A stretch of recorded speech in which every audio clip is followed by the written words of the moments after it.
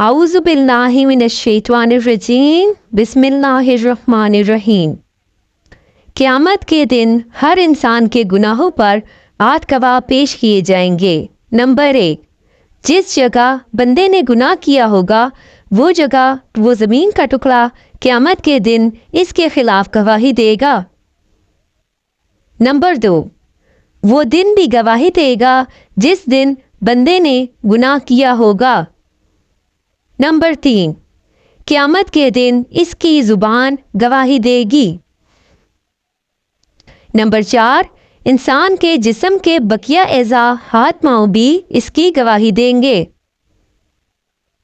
Number 5, 2 फरिश्ते जो तुम पर निगरान मुकर्रर हैं, जो मुअज़्ज़ज़ हैं, लिखने वाले हैं, जो कुछ तुम करते हो वो जानते हैं, ये भी गवाही देंगे।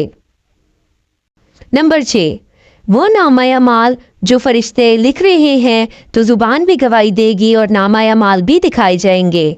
नंबर 7, सरकार करीम सल्लल्लाहु अलैहि वसल्लम भी गवाह होंगे। अल्लाह रब्बुल इज़्ज़त आप सल्लल्लाहु अलैहि वसल्लम से भी गवाही मांगेगा।